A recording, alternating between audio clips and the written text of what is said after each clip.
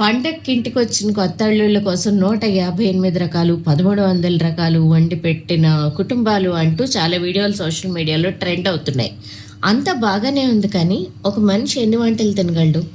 ఒక 10-20 తినేసరికే చాలా కడుపు నిండిపోతుంది, చాలా వెరైటీలు అనిపిస్తుంది. మాకేమో ఒక వంట వండుకోవడానికే ఓపికలు లేవు. సరే, వాళ్ళని కామెంట్ చేయడం గురించి కాదు, అసలు షడ్రసోపేతమైన భోజనం అంటే ఏంటి? 6 రకాల రుచులు, మన 158 అంటే అసలు ఎన్ని రకాల రుచుల సమ్మేళనం ఉంటుంది అందులో? 1, ఇవన్నీ గొప్ప కోసం వండుతారా, ప్రేమ కోసం వండుతారా?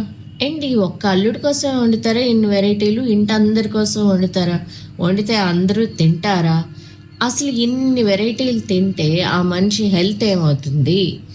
హాస్పిటల్లో జాయిన్ అవ్వాల్సిందే అని నా అనుమానం. 158 వెరైటీలు తింటే. మరి మీరేమంటారు?